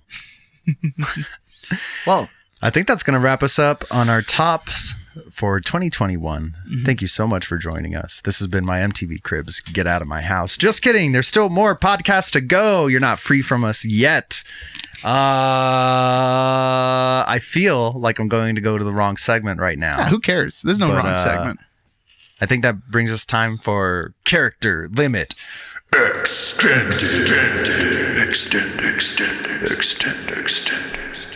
There's a lot of echo in here today. Whoa, what Pretty happened? crazy. And as we mentioned before earlier, we're going to be talking a little bit more about a movie we talked just a little bit about, like, at the same time, honestly, because it's the end of the year. Shooting schedule's been crammed in there. Yeah. Spider-Man. Yeah, Spider-Dash-Man. Dude. If you don't want to get spoiled, skip ahead. Yes, we are going to talk about spoilers. I would say 10 minutes, 15. Yeah, give it 10 minutes. If it sounds like we're still talking about Spider-Man, keep skipping. Yeah. There's a lot to spoil about this movie. My goodness. And, well, I have the book report, so I'll let who's going to have the shortest. I guess that makes it me. I'm the Hemingway. Hemingway? Yeah, so like I said earlier in the episode, Spider-Man's been a superhero that I could always get behind, especially the internet memes of men dressed as Spider-Man spanking each other's bottoms. Can't get enough. So funny. What an amazing experience. I watched it like a couple days ago, early in the morning. I was really afraid of the Frank curse of me falling asleep. I'm not going to give all the credit to the endless refills of coffee that you can get at Flick's Brew House, which, man. Didn't know that was the thing. Yeah, you can order coffee at Flick's Brew House and they'll just keep bringing it. Are you talking just like Americano? Yeah. Okay. Yeah. Just black coffee and then cream and sugar, but a little bit of cream. Wait, Americano is not coffee. What? Yeah, Americano is espresso and water. What? What? I'm pretty sure. I think an Americano is just black. No, coffee is black. I'm so confused right now. What did you just drink, David? I think you got me an Americano. Yeah, I told them black iced coffee, and she was like, Americano, and I was like, sure. I'm pretty sure. Maybe that's what I'm it wrong. is. Let me see here. It's like Hispanic, I think, technically. What is an Americano? Short A pause. drink of espresso diluted with hot water. All right, cool. Yeah, see, espresso is not in coffee. Interesting. It's a separate It's a bean. different bean. Yeah. Yeah. I say this is the resident former barista. Oh, nice. I used to work at a coffee shop. the for a little percolator. bit, It's Yeah. Oh the, my God. first time I'd been around David before I met him. Yeah, It Delightful. feels like a lifetime ago. Yeah, it really It was. was. It was, yeah. It was. We're all vastly different people at that Yeah. point, I think. But anyway, enough coffee snobbing. Yeah, enough coffee snobbing. I mean, you'll laugh. You may cry. You'll. No, I think you'll cry, man. think so. Okay, so Yeah. I'll be straight up. I cried 3 times, I think, during the watching of this movie, like 3 separate times. And the last one, I was like, "Oh, dude, like seriously, we're doing this again." Like I have Yeah. tears coming down my face again, and I did. Yeah. So many beautiful moments. Again, with super high stakes and implications for the surrounding universe that I will take no part in. But my goodness, Dude. I think one of my Hemingways that you guys haven't heard yet is to the effect of like, even for the casual fan of like anything Marvel and superhero, it is a fantastic watch. I would recommend this film to anybody with a heart and eyes and ears. Dude, I feel like this movie has the same effect as the first Avengers did, because it's like, wow, we're in spoiler territory. Yeah. Wow, I'm seeing all 3 Spider-Man on screen at the same time, and almost all their villains on screen at the same yeah. time. But also, I'm getting to see the redemption of like Andrew Garfield. Oh, dude, that part made me cry. That was. so, I think that might have been my. Yeah, that was the second time I had tears just and then streaming down my face. Aunt May, Rissa Tomei, finally going. But it's good. I mean, it was amazing because it was like Peter Parker. Finally, this is his transition out of being a kid into being Spider-Man, and like He's no longer Spider-Boy. He's finally feeling loss and what it costs to be a superhero. And he finally experienced like the family tragedy. And I loved that moment where he like thinks that the other 2 Spider-Man, like they don't understand his loss and all that. And then they connect by telling him like what happened to Uncle Ben Yeah. to them. And, I mean, at that point, I was just like, "Oh my god!" It's really cool because it's like conceptually, you could totally fumble this, like bringing these universes together, de-aging Dr. Octopus. It could all gone terribly. Sorry. I hate de-aging, and I thought they did it really well in this They did it movie. great. It's Do you the think best that they one I've just did seen. makeup? I don't. It couldn't have been just makeup. You don't Like, think so? like lighting and makeup, maybe. I think maybe some of that. he's in but- harsh light, But so. I mean, Doc Ock looked great. Alfred did. Molina looked Yeah. killer. And then Willem Dafoe. Oh my God. What a amazing. goat. Yeah, dude. Like every time I heard him cackle again as the Green Goblin, I was just like, man, I love so many of his roles, and I had just forgotten just how much I appreciated his Green Goblin. Yeah. Just letting him go full maniac. Apparently, he said he wouldn't come back if it was just for a cameo. Like he wanted to be part of the story, and he wanted to do his own stunts. And oh he's boy, the was main he. antagonist. He's like the big baddie in this for sure. Oh yeah. I say it a little bit in my review, but I think like we're the right age for this movie to be really effective. Totally. You know what I mean? I think like people in their late 20s or 30s, people who grew up with Sam Raimi Spider-Man, like this is exactly what you would have dreamed for, I guess. It's all made up for having to watch Tobey Maguire do that awkward dance down the side of the road. Yeah, it's funny how little Spider-Man 3 shows up. Like, Yeah, like, they didn't really talk about that. They didn't bring Topher Grace back. No. What's his face is canceled. James Franco, so they can't bring him back. Yep. Yeah, I got teary at all the same events as you. For me too, there was a moment where he talks with Sandman, and they played the theme from the Sam Raimi movies. They hit the music, and I was like, oh, I know. Like, man, there's a lot of allergens in this theater right now. And each one of them, what I loved is like each one of the Sinister Six. I mean, not all of them were Sinister Six. I don't think Sandman is Sinister Six technically. I can't remember exactly who's in Sinister. Well, like Vulture is Sinister Six, but Yeah. he's not there. he's not Sandman's part of the Abrasive Eight. Abrasive 8. Well, what I loved about it is the not only all the villains they had to come back, they had a redemption of their own for a moment, and they're still villains. And I love that they stay true to that. They have their own motivations, but there's that realization that like Peter Parker, Holland has that like these guys are dead. And if you send them back, they're just going back to being dead. And he cares enough about them, like rehabbing them to like not just send them back to the Netherverse. Yeah, I know this isn't going to mean much to you guys, but it shares a weird similarity with one of the best games of the year, Psychonauts 2. Oh, okay. Where it's a story about like healing. It's like about helping people through their trauma. Huh. And it's very interesting that they would do this in a superhero movie where usually the response is, let's just punch him. You know what I mean? Yeah, right. So I don't know. It was really cool. Or put him in jail or something. And it wasn't even about putting him in jail or anything like that. Like he just wants to. I mean, there's the villains' superpowers are what make them villains practically. Yeah, that's true. Right? Because they were all distorted by whatever falling into something. Falling into something. Yeah, loved that. Dude. Yeah, they need to Fell into a vat of eels. Oh, that'll do it. Yeah, they need some more safety rails. Yeah, man. All the interactions between Garfield, Maguire, and Holland are just like they play off each other. The comedy super well. The whole like Spider-Man support group thing, like on the Statue of Liberty. All that plays super well. The way that they're just like there for each other. Them in the lab. Yeah, them in the lab's so funny when with the pointing meme. Yeah, when what's his face is just like hey Peter, and then they're all like and he's like Peter Parker. And they're like we have the same name. Yeah. Like this doesn't help at all. Yeah, I think they hit 3 memes. I caught 3 memes. That one. I caught the, I'm something of a scientist myself, which was just fantastic. And I think I caught the one where they're grossed out about how Tobey Maguire's webs work. Oh, that is good. Hey, yeah, I don't want to make it weird, but like you can do that and we can't. So is that the only place that they come out of, or what? Yeah, that's really good. MCU just does such a good job of writing a movie with like 20 characters and somehow giving them all the right amount of time and giving them all an arc that is like notable. Yeah. Where I don't see a lot of other people pulling that off. Like people trash talk them or whatever, but it's like you watch Infinity War and it feels like it could be Guardians 3 or Spider-Man 3 or whatever.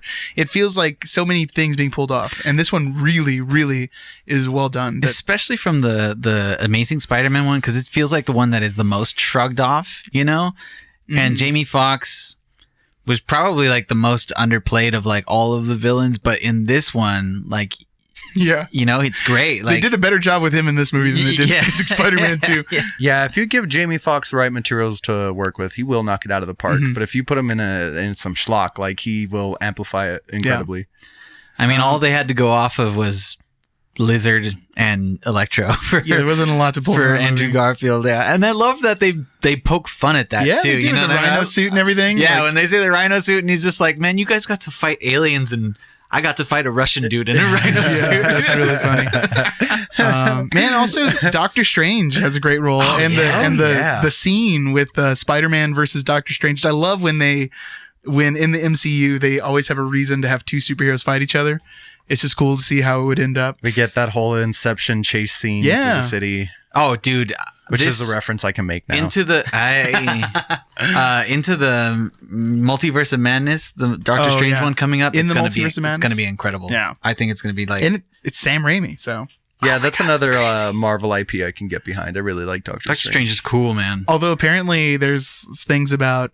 They've already had to tell Sam Raimi, like, you need to reel it in a little bit. Oh, which is a bummer. He's getting a little Drag Me to Hell. That's what they did to Edgar Wright, because Edgar Wright was the director of Ant-Man, and then he backed out. He's like, you know what? I'm not going to do this. So, well, there's a reason why the formula works. Yeah, they don't want to stray too far from it. I mean, they need everything to fit in the box somehow. So that the boxes will go. They're like, hey, no Topher Grace Venom going on here. And you know what? I'd honestly forgot how like soft and comforting Tobey Maguire's voice is. Yeah. And I vote that from now on, whenever they have to give the world bad news, Tobey Maguire should be the guy to do it. Dude, I teared up a little bit the moment Tobey Maguire came on screen. I was like, when they opened the portal, and I was just like, oh my God, it's him. Like, it's that same moment like when I went to go see Spider-Man for the first time in theaters, and I was a kid, and I was just like, this is the best thing in the world. It's a big old nostalgia bomb. Yeah, they drop it on you real hard. This is like what Ghostbusters could have been. Yeah, this is what Ghostbusters Afterlife wish they'd come up with. Yeah, and speaking to what you had said about like us being the perfect age, like they hit you with the nostalgia bomb to bring you back to that age. And then they hit you with the adult notes of like, don't you wish there's like some things you could do differently? And what if you had like a second chance? They just, oh man, it was so, chef's kiss. Yeah. Chef's pelvic thrust. Yeah, agreed. I gotta like Spider-Man 3 style. Yeah. I know that the internet's been like going crazy about giving Andrew Garfield a third one. And I kind of agree. I feel like I felt really bad for him in this movie because he's the most tragic out of all of them. Well, you know what? I mean? And this isn't my idea. I read it on the internet, but someone was saying, why don't you guys have Garfield be the Spider-Man for Venom? Yeah. Because Venom is set up in a different universe already, but he could be from the same universe as Andrew Garfield. Big spoiler, but then they bring him back. Like, that was so annoying. Behind the scenes. Yeah. Well, you know, they can't squeeze it all in. You know what I mean? Yeah. They can't do like 12 people. But then you saw that new Venom movie, right? Awful. Yeah. Well, yeah. Let there be carnage. People liked it, but it was awful. But like at the same time, it's like the reason that movie had a redeeming quality was at the end when you're just like, oh, okay. Now they're bringing him in to the fold. Yeah. And now they're taking him out of the fold. Taking him out. They brought him in just enough to say, hey, Venom Spidey is coming next. Finally. Yeah. It doesn't seem like, it seems like MCU Venom. So like, it seems like what they're setting up is either they're going to do Black Suit Spider-Man, Symbiote Spidey, like they did in Spider-Man 3 and failed. Yep. Or Venom's going to take over someone else and... there'll be a different Eddie Brock in the MCU. Someone who's not played by Tom Hardy. That kind of sucks. Because other than them opening up a rift again, I don't see how they're going to get Tom Hardy back over. But I don't know. I think it would be a really good idea that if, you know, because the Venom movies, the first one's really good. The second one's kind of, well, if they want to keep doing those, they need to bring Spider-Man in. Like, they can't just keep not doing it. Not acknowledging Spider-Man. And to me, like, Andrew Garfield and Tom Hardy, they're like Tom Holland versus Tom Hardy doesn't feel right. No. Like, Tom Holland's like a little baby. Tom Hardy could, like, smash him. But, you like... With the suit on or in clothes, Tom Holland's a little baby, but that scene where he had his shirt off, I was like, he's ripped. Oh my God, Tom Holland's kind of jacked. I was not expecting to feel this emotion watching this movie. I'm sure that's what Zendaya said. Yeah. She's like, oh, hey. Hey, and guess what? Zendaya can act. When you give her lines, it's pretty crazy. No, she's really good. I mean, she had 6 lines in Dune and about 7 in here. And about 7 in this one. Yeah. She's got more than that, but she's fun. That's part of my critique of this movie is just like, I know they're a real couple in real life. Oh, for reals? That's fun. That's cute. That's always fun cute and when all. that happens. I don't get it because I don't see the chemistry, and I don't see the chemistry on screen with them. Like, really? I don't get it. This is my favorite Mary Jane Peter Parker. Dude, like, especially in this movie, I really felt their connection. I thought, what if we get them to film an upside down kiss for you, like MTV Music Award or Movie Award style? Wow. I don't know, man. Kristen Dunst is pretty great MJ. She'll always be MJ. But for me, I never really bought Tobey Maguire, Kirsten Dunst all the way. It just didn't feel quite right. But Zendaya, Tom Holland, I can get behind that. I don't know. Like, one of the villains has a joke in the movie, like, there's no way that's his girlfriend. But, that couple makes sense to me. That joke would play more if it was Tobey Maguire and Kirsten Dunst. Like, no way. And like, yeah, bro. Like, I don't believe it either. That's good stuff. It couldn't have been handled better. Yeah. I mean, it's like... And the trailer had me a little nervous when it came out. I was like, this trailer's a little bad. This home series has been like a little underwhelming, especially the second one. I was just like, okay, that's fine.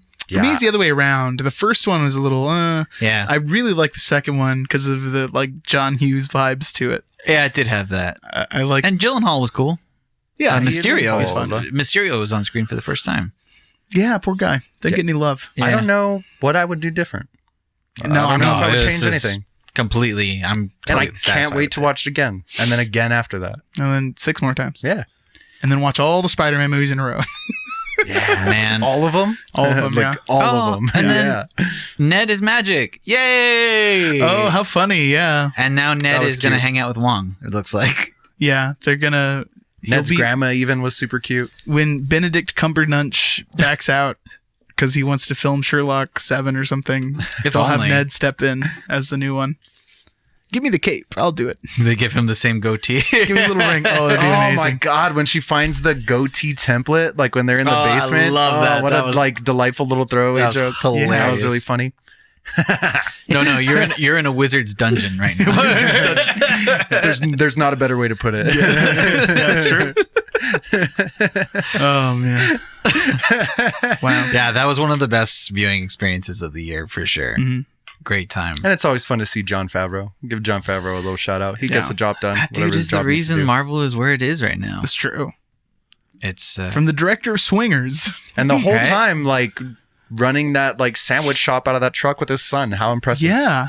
The man wears many hats. Yeah. and for a man that was named Happy, he ended this movie quite sad. Wah, wah. What a delightful wrap up for Spider-Man: No Way Home. Fantastic, guys. Give me more. Well, David, you'll get more. It's time for. Just kidding. We're not doing that today, but David has a delightful little treat for us. I do. Yeah, this isn't news. It's our year in review game, our second annual one. man. We did it last year, and if I kept tallying throughout the game, I have that Frank won almost double Danny last year. Sorry, Really? Danny? But I feel like that's not right. No, I feel like I I remember won. Danny winning. I feel like whenever we play a game, I usually eat dirt. Yeah. And by I dirt, think you were ahead I in the mean- beginning, but then I ended up winning. Yeah. So let's go over the rules here. Full contact. These are, I'm going to give you the tagline to a movie that we either CL'd or was featured in a podcast episode. Okay. So that means that like Could be one of the rankings. it could be any movie ranking. I didn't do anything that was like most Texas movie quests. I didn't take any of those movies. Okay. So it either has to be part of a ranking or was like the title of the movie was a remake versus original maybe, Okay. or a doppelganger. And then every CLE that we've done this year. That's what's up for So those grabs. are all game. Anything is game except for basically movie quest quests. movies and T3B3s, which I don't even know if we had any of this year. I don't think we hit the T3B3. I think we A did couple. like a T3, Yeah. We haven't which been was most Texas, I think. No, that was a Movie Quest. Yeah. Yeah, we haven't been B3ing lately. So this game is 4 rounds, and the points go up every round. And first up is the easy round, worth 1 point each. Here's how it works. Whoever says the name of the movie first wins. And I'm gonna be real diligent this year. You got to give me the exact title of the movie, because some of these movies have complicated titles. All right. You can't give me, How Stella Got Her Groove Back. I want to hear How Stella Got Her Groove Back 2. Electric Boogaloo. Yeah. Or whatever. I don't think there's a second one. There is actually. Yeah, I think there is. Okay, I'm getting off topic. Here we go. Easy round. These are movies that I think would be easy to guess. Feel free, if you get the guess, you can interrupt me mid read. But once you guess, if you're wrong, you got to give the other guy a chance to guess first before you guess again. Okay, so Seems fair, David. here's your first one. Never give up. Never surrender. Galaxy Quest. That's for Frank. nice low end bleep there. Yeah, Danny's been really good with the self-censorship this episode. You like bleeped yourself earlier. Oh, I appreciate You redacted. I was like, oh, Redacted. it's like I should think about doing that sometime. Here's your next one. Get over here. Oh, Mortal Kombat. Yeah, very nice. Yay. I read haven't that been one. vaping for so many episodes, and I finally took a chance to like vape, and I screwed myself out of a point. In our time, no foreign army has ever occupied American soil. Oh, Red Dawn. Dang, nice. Until now was the next part. That's the whole tagline. Yeah. What a stupid That's tagline a for a really Is that the stupid original one movie. or is the This tagline for is the OG. Okay. No, the original one is "It's hard being brothers." Is it really? Okay. That's just a line from the movie. Okay, 2 more in the easy round. The 2 mightiest monsters of all time. Godzilla versus Kong. That was Danny. That was Danny. He started first and ended first. As usually. Nice As turtle usual. sex noise. Last easy round. Evil dies tonight. Halloween Kills. Yeah, I just got discombobulated. I was going to say Michael. Austin Powers, the spy who shagged me. Okay, so End of round 1, Danny's got 4 points. Frank has 1 point. Hey. But don't worry, those were only worth 1 point each. Now we're in round 2 where they're worth 2 points each. Your first one is, in the future, intelligence is extinct. Idiocracy. Very nice. Dang it. I was thinking like hard sci-fi. I was Forgot like, we did robots. that. What robot movies I was did we going to watch? say after. A couple in this round, including this next one, either have the title of the movie in the tagline. In the future, well thought out plots are extinct. In this next round, a couple of there's like proper nouns in here. It's either the title of the movie or like the character's name, which will really give it away. Huh. So I'm gonna say like blanks. I'll Okay. say Say like who? Okay, yeah. So in this is one of them. Blankety blank doesn't hide the truth. He filters it. Thank you for smoking. Ah, Yes, very Yeah, nice. The filter gave it away for me. Yeah, it's all about the filter. Darn. Oh, sorry. It's okay, David. Okay. I'm sure our viewers and listeners forgive you as well. Well- And if you don't, We can cut that out really easy. just grow. I think I did it when no one else was making sound. Maybe. Here's your next one. It was the devil. The Conjuring, maybe? The Devil Made Me Do It? The Conjuring 3, the devil made me do it. I gotta give it to Frank. Give me the full title first. Thanks for the answer, idiot. I'm going to break someone. Okay, here's another one with a bleeped word. Bye-bye, all of blank. Garden? Olive Garden. If we don't get it, Danny should get the point for that joke. Bye-bye, all of blank. Yeah, and the last word is part of the title of the movie. Bye-bye, all of... Huh. Something that was the end of a long-running series. Is it... Serenity? No, is it Evangelion 3.0 plus 1.0 Thrice Upon a Time? It is Wow, Evangelion really? 3.0 plus Oh my 1.0 God. Thrice Upon a Time. Dude, I am far behind on this. Bye-bye, all of Evangelion. The next one. When honor was everything. When courage made kings. The Green Knight? Nice.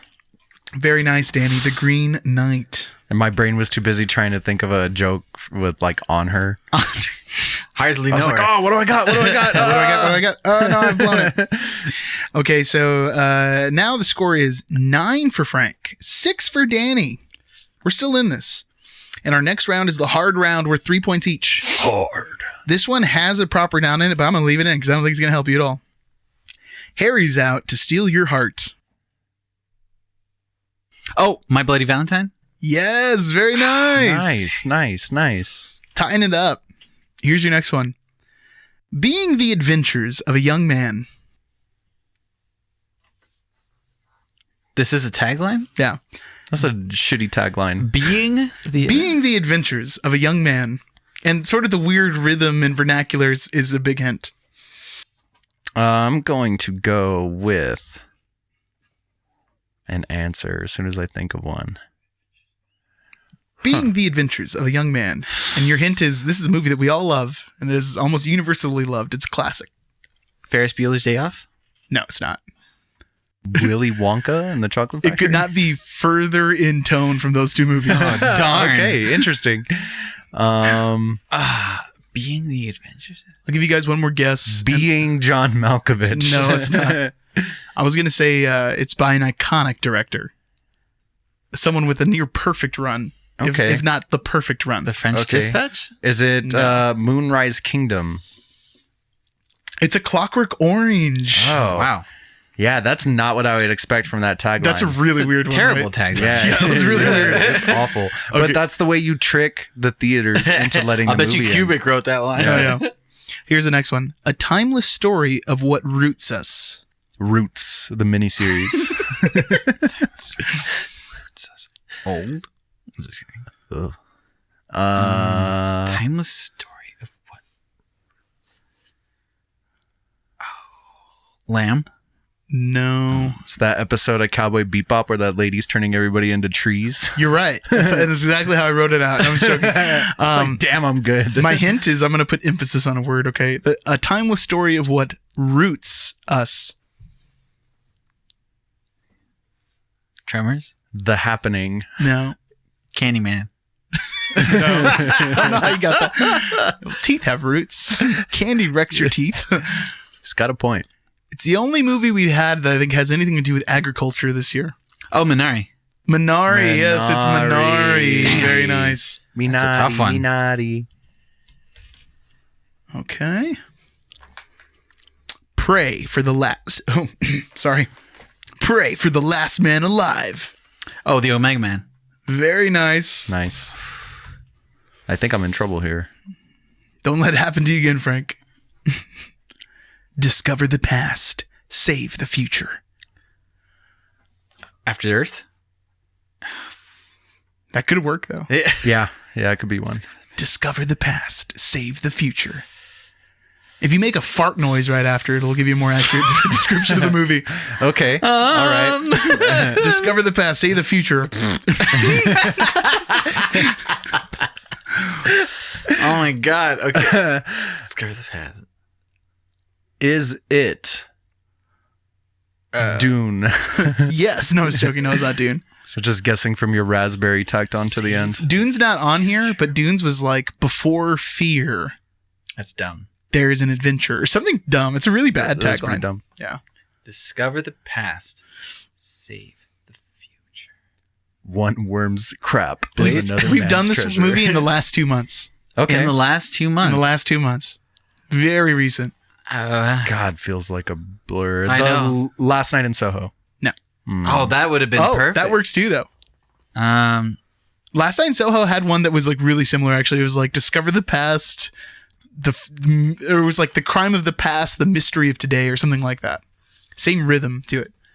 Ghostbusters Afterlife? It is Ghostbusters Oh Afterlife. my God. All right, that concludes the hard round, and we're at 18 for Danny and 9 for Frank. Damn, I didn't score any points in the last round. I don't think so. But you know what? In the next round, each are worth 5 points. Some would say I've balanced this game terribly. I like it. But others would say you got a chance still. So here we go. These are mega hard. This is So some I like can either pull a come from behind victory or get crushed with this an is iron. this is like some Mario Kart 64 rules, man. Yeah, the blue shell is active now. Fear changes everything. Spiral. No. Spiral didn't have a tagline. After Earth. You told me that too. No, it's After Earth. Is it Fear? Changes. We didn't do Fear this year. Oh, dang it. Fear changes everything. I'll give you a hint. Malignant. We all love this movie. We all love this movie. We love this movie. The Thing? 28 Days Later. No. The Thing and 20 Days Later were on last year's game, which really cracked me up. That's nice. Fear changes everything. I'm going to give you a hint.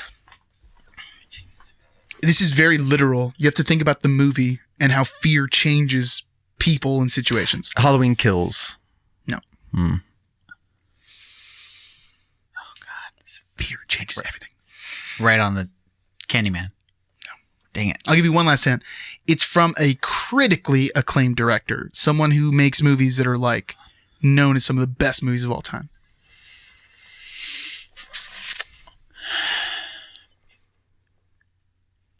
It's not old, is it? No. God, no. I would not describe That's Shyamalan funny. that I way. like had that come through my head for a second. I was like, no, that last hint doesn't fit. I think you guys have forgotten that we did this movie this year. I might have. Honestly, I think it's like slipped your mind. Because it hasn't been mentioned at all today. And there's what, like 56 weeks in a year? 52. 52. And So then we do like multiple We movies. do a CLE every other week. And then on those sometimes off an weeks, we do a ton of movies Yeah. sometimes. So many movies. So many movies. Okay, I'm gonna take the points on this Yeah, one. I can't. It's The Mist. I forgot we did it. And it really does change. does. everything. Except And it's for from like the dad. He stays Frank true to himself the whole time. Darabont. Frank Darabont, Shawshank Redemption. All right, here's your next one. A New Vision of Terror. Oh, man, I know this one and I can't. Oh! Oh! A New Vision of Terror. Malignant. It is Malignant. It is Malignant? Yeah, Yes. Get out of here with that tagline, James Wan. A little presumptuous, James Wan. Yeah, seriously. Speaking of presumptuous, here's your next tagline. It's terrific. Wow. Some of these taglines are just making me like This is angry. literally the tagline? Like I'm starting to get like sweaty under my shirt a little bit. This is one of the taglines. One of the taglines was like 2 sentences long. It Okay. was like, well, this is way too long. The other one was, it's terrific. It's like, all right, sure, man. The terrific Mr. Fox. French Dispatch. No. Wes Anderson wouldn't have the gall to do that. It's I mean, terrific. is this one that we should be able to guess from that tagline? Well, it is known as a terrific movie. Okay. It has a reputation. I was of going to being ask if it very, very was good. like true. Yeah. I'll give you guys another hint too. This is an old movie. Okay, Citizen Kane. The Warriors. It is Citizen Kane. Yeah, 2 years in a row. Yeah, Frank, we've entered the territory of mathematical impossibility. Well, David, I'm not good at math, so let's keep on trekking. Let's do it. It's only a matter of time. After Earth. Time splitters. Yes. I was joking. I just got to hit After Earth because I know it's going to be in here. It's only a matter of time.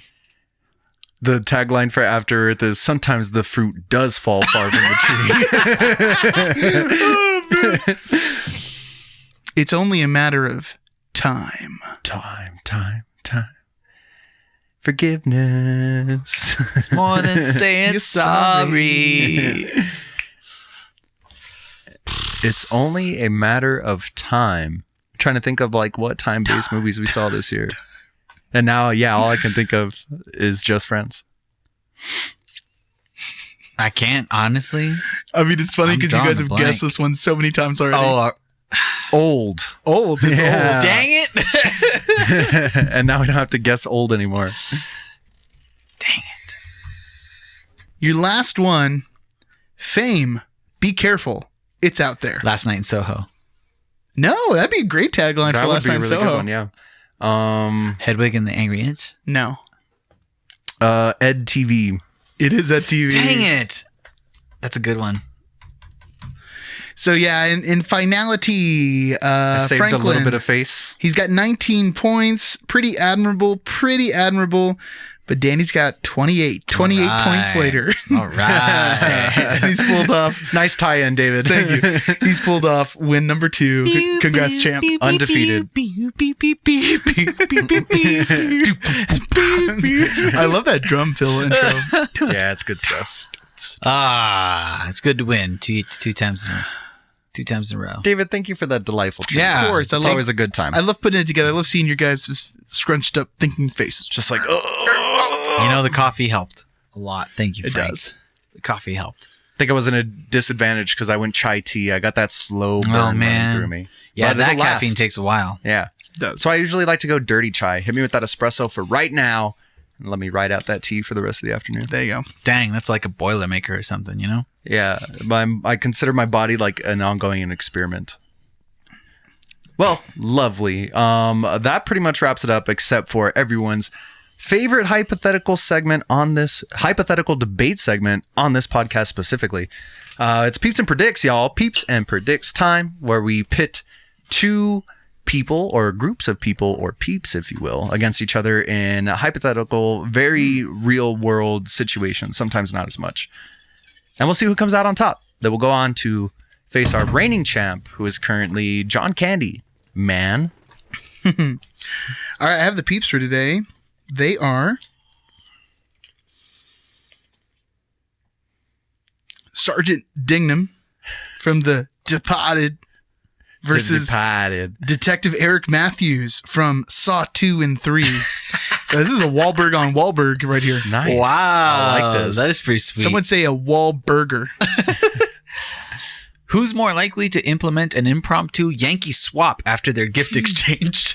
I would say Donnie Wahlberg for sure. I would say Donnie Wahlberg too. Mark Wahlberg's probably got a lot to be appreciative of in his life.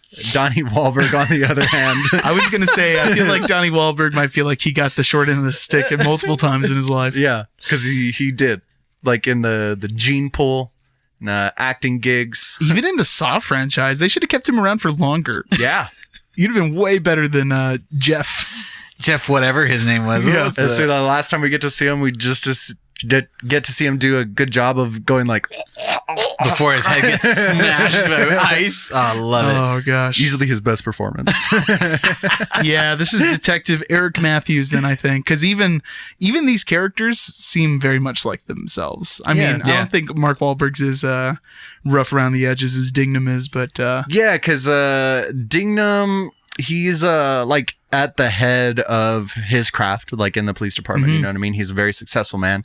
Versus like Detective Eric Matthews, he's got like this rough relationship with his son. He's got this thing of jigsaw looming over his head. he's classic sad cop. Yeah, his sexy curly haired lady friend who shows him in Super Troopers is dead. He's got a lot to be sad about. I agree. I agree. All right. Let's do the next one. What's that next? Predict. Who would be a better Spoderman? Ooh. I mean, Mark Wahlberg. Well, in this case, we do have to go Dignam versus Eric Matthews, but I still feel like it would be Dignam. He seems a little bit more in shape. Especially now. Yeah. Well, they're both. Oh, they're both dead. No, Dingnam's not dead. He's the only one who's alive. He won at the end. Dingman easily. Yeah. Wow, that was an easy. I mean, Detective Eric Matthews is too much of a sad sack to play Spider-Man. He'd be like shaving and stuff Yeah. the entire time. He'd have his mask would always be like a little bit up, so you could see his like 5 o'clock shadow. Yeah, if Eric Matthews started like putting on like a costume, he would be more likely to end up on the Suicide Squad, I'd imagine. Yeah, I could see that for sure. Or the sad Justice League. Yeah. So then Dingham advances. Yeah, but we're tied now. Right? Because Eric Matthews was the first one, the one who's most likely to call for a Yankee swap. Oh, yeah. We almost had a right. William Shatner debacle on our hands. Yeah. Why don't you choose this one, Frank? Hey, thanks. Let me see. Oh, that is just one. Whoops. For our tiebreaker here, who is more likely to have leaked in during the Spider-Man multiverse rip? Huh. Well, it's just, this is cop versus cop. The rift is about, sorry, again, spoilers, but this one's not too big. The people who come through the rift know who Peter Parker is. Yeah. So then I would assume They're people who would have been affected by the spell. the better detective would know, And Dingham's a better and Dingnam's a detective. better cop than Yeah. Matthews is. He figured out who the rat is. Yeah. That honestly might be a pretty fun spice to toss on the mix there. Yeah. Just like aggressive cop. Yeah. Hey, Spider-Man! I know who you are, Parker. I know who your mother is too, Parker. Well, Dingham wins that one. wins. easy. Dingham versus Candy. This is going to be interesting. I hope he's our new champion. It all depends on what this predicament is who going knows to what be. it could be. Let's see, all. The final predict.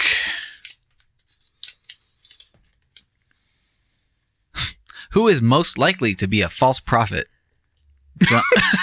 John Candy or I think John Candy's way more charismatic. Yeah. yeah, Like if way more influential. Yeah, if I could see one of these guys like starting a cult, John Candy hands down. I mean, agree. I would probably be in that cult, Yeah. especially if he was like Uncle Buck in it. Ingman would be busting that cult up. Hard agree. Like Dingham doesn't have the energy, I feel like, to Or the pull it off. the chutzpah, The chutzpah, yeah. He Yeah. doesn't have the moxie. the je ne sais quoi. Whatever you want to call it, whatever language you want to call it, he doesn't have it. But John Candy does. But if you like take away the wholesomeness of Uncle Buck and give him some like some nefarious Some culty vibes. yeah, some motivations. Why couldn't I think of the word for motivations? Jesus Christ.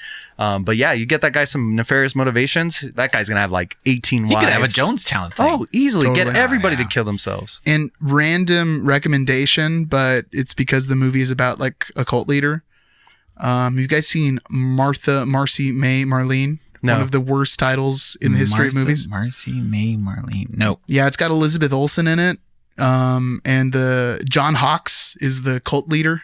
I don't know if you guys you might know his face. He's got a very stern face. Does he check look it. anything like Ethan Hawke singular? No, he doesn't. But he's in Deadwood. I don't know. You guys haven't seen Deadwood though. Have not. John Hawkes, guys. Marcy May Marlene is excellent. It's from the guy. He's the guy who did the Devil All the Time. Okay. It's a much better movie than The Devil All the Time. I know John Hawkes from his face. Yeah, if you want some good cult movies, check out Damn, Martha Devil Marcy All the Made Time. That's another one for On Second Thought right there. Yeah, that is a good one for On Second Is Thought. John Hawkes in Saving Private Ryan? No, he's not. He's got 1940s face. He's in a 1940s movie for sure. Like he's definitely in a World War II movie. I just can't remember which one. Yeah.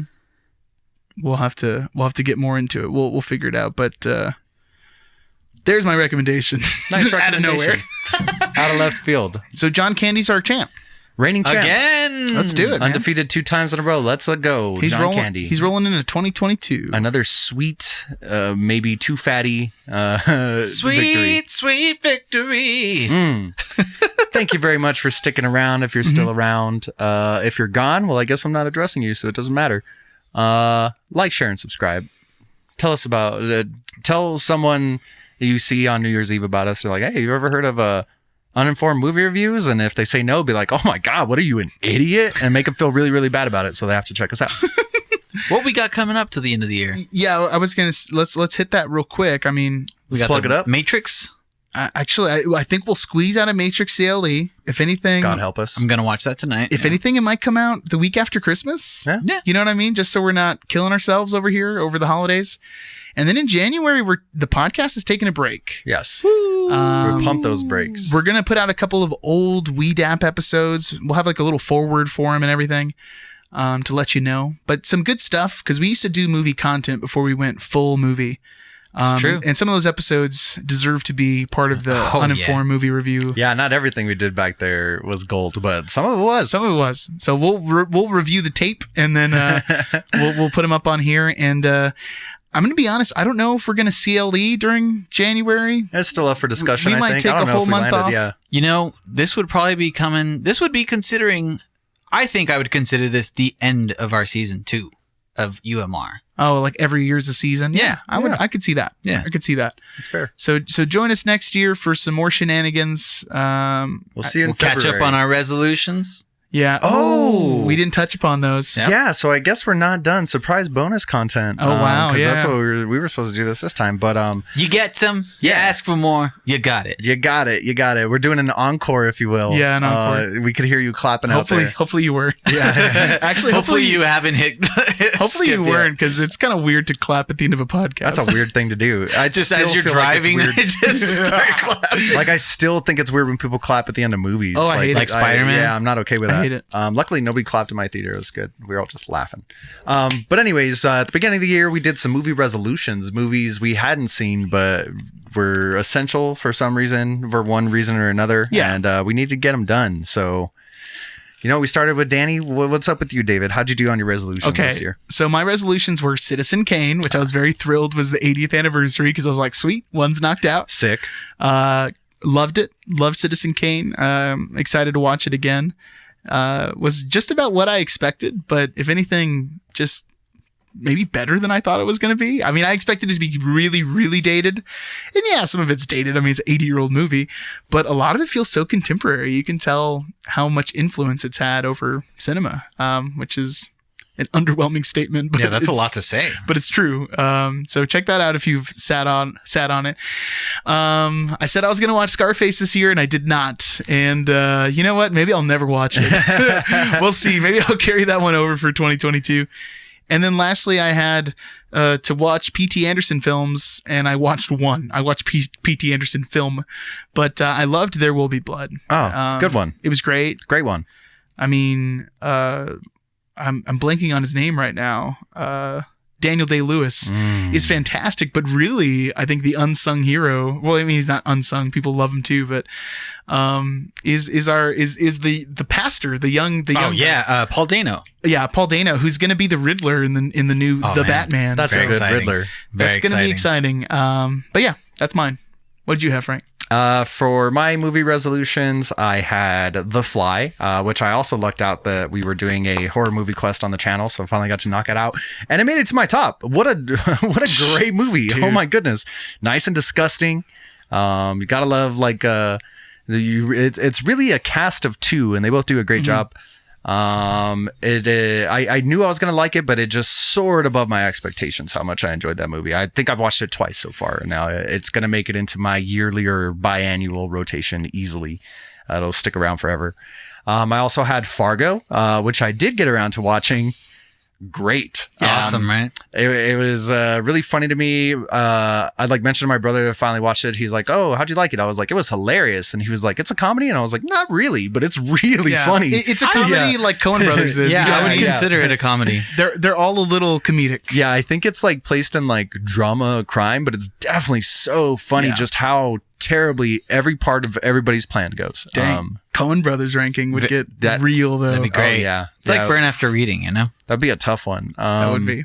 I also had The Godfather, which I did not get around to watching, unfortunately. It's just one of those, much like Scarface for David, that I've always needed to watch, and I've just never made the time to do it. And strangely enough, long crime films like both of us. Yeah. Yeah. And then I had an extra credit assignment to watch and remember Hereditary. And Hereditary is a movie about a family that does not know that they've been betrothed to a cult by their grandmother, kind of. And this deity is pissed because he wanted a penis, but he got stuck in this little girl, and he's like, So I think you're talking about Paranormal Activity right now.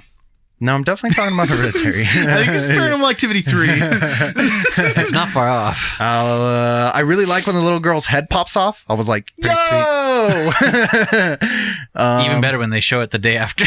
Yeah, when it's just like, eh. Yeah, it was pretty good. Oh, okay, so you have you know what's going on. So now. I watched this fairly recently, honestly. It was like last week, maybe the week before, and the next day I was like going over the plot in my head. And then the day after that I like checked in again. I can honestly say I remember this movie this time. Wow. So it only took 5 watches. I'm proud of you, Frank. Yeah. Hail payment. Again. Yeah, when everything gets like the second half of that movie is where it really like I mean it's a horror movie, you know what I mean? You got to do the setup, but that back half is a wild ride. I love it. And like dad's on fire. Yeah, dude. Oh my goodness. I think the scariest thing for me is like when she, well, I guess spoiler alert, we're already talking about. A little late now, yeah. Right? When she cuts her head off, right? And then later you see like the headless body just like float into the treehouse. And I was just like, that's terrifying. Good stuff. It's all very good. I like the naked aspect. people showing up out of nowhere. I like the aspect of it not being the child who's like, you got to believe me, there's something going on in the house, but it's mom taking this role this time. I thought that was a pretty fresh take for a horror movie. I thought that was a fun dynamic. But like grandma's culty friend, like the first time she's talking to the mom, I was like, this lady's a witch or something. She's got a part to play in this. And that might just be because I had already seen this movie 4 times, and there are little bits of it. You got a floating inkling around of out it somehow. But yeah, Nice. Nice. I'd say you got 2 out of 3. I had like 2 out of 3 with an extra credit. Pretty good. It's passing. Pretty good. I'm pretty sure I had 3. One of them was Possessor by David Cronenberg, which was also on my list, which you recommended to me also. We hit it for body horror movie quest, but I think I had seen it before then. Awesome. Can't laud it enough. The Cronenbergs, they got it. This is different. It's different than the original Cronenberg's kind of stuff. It's almost very Videodrome-y. Yeah. But better. I like it. I think it's awesome. Pretty interesting watch. Yeah, it really is. I remember watching it for the first time and being like, I don't know if I'm gonna like this, and then immediately being like, oh, okay, I'm in. It's pretty unsettling. Have you seen it? No, I haven't seen it yet. It's good and unsettling and gory. Okay, maybe I'll check it out. Yeah, real good. Got that modern cerebral horror kind of thing going. My next one was Pixar movies, which I bundled that I haven't seen to catch up because I fell behind a bit. So that included Soul, Inside Out, which was a bit Couple earlier, years ago now, yeah. and Onward, which was the latest from last year. Actually, Onward came out before Soul. I did see Inside Out, Onward, and Soul. Onward was great. Soul's my favorite. Like that's definitely even if you're not a Pixar movie fan, like I think you would enjoy Soul. Yeah. You can't not feel something from that movie. Onward started out kind of boring, but I really liked it at the end. And I think I'm all caught up on Pixar movies except for 2. I think they just put out 1. Luca. I mean, they're just gonna keep doing it. Yeah. Well, they used to take a long time in between. You know what I mean? Now they're just pumping them out. Yeah. Luca is the latest one. I think there's another one though. I think it's like Encanto or something like that might be Luca's just like the Is that just ocean one, Disney? right? Luca, yeah, it's like he's like an Italian. It's like an Italian myth of like a sea monster. It's like who's like I haven't even. becoming a person. He just wants friends and stuff like that. So there's that. It's confusing because Disney started doing like CGI movies that look like Yeah. Pixar movies. Whereas Yeah, there's before like there that was. Raya and the Last Dragon. Yeah, there used to be a clear line, like, Yeah. oh, this is all CGI, this is Pixar, and now it's like, what? What's going on? You might be right though. I don't think Encanto is actually Pixar. I think that one's just Disney. So then, I think that Luca is the last Pixar one up to this point that I need to catch up to. Okay. They were great. I always love Pixar. My last one was also The Godfather. I did not watch it yet. Wow. So we need to find some time like next year where it's like a weird day where you guys have like a week off. I also happen to have a day off, and we'll have like a long ass crime movie. A 3-hour. Well, it'll be like 6 It'll be hours. We 6 watch like hours. Scarface and The Godfather. Oh, okay. Well, let's just go 9. Let's watch Godfather 1 and 2 back to back. Oh my Damn. God. That's the best way to We'll go watch it. Godfather, Scarface, Godfather 2, just to kind of jumble it up in our heads a little Yeah. bit. Yeah, it must have just been a priority thing for me because I definitely rewatched all of the extended cut versions of The Lord of the Rings, The Two Towers, and Return of the King. It wasn't a time thing. Yeah. Yeah, It was yeah. more like, scheduling than time. I'm almost done rewatching King of the Hill. Like that's definitely time that could have gone to Godfather. Yeah. Like, Dang, dude, you made it through all of King of the Hill? oh, dang old King of the Hill, man. That's amazing. I mean, I Real could good. have watched Scarface, but I don't know what it is. It just doesn't sound all that appealing to me. I mean, yeah, Stardew Valley, King of the Hill. Yeah, Like, we all wasted a lot of time this year. Maybe next year. I'll get to it. On to the next year. Waste 2 out of 3, that works for me. Yeah. Well, I'm glad you caught this, Danny, before we exited out of this episode. And then we're like, oh, shoot, we forgot to do the resolutions. Yeah. Well, we already plugged you. Yeah. Get out.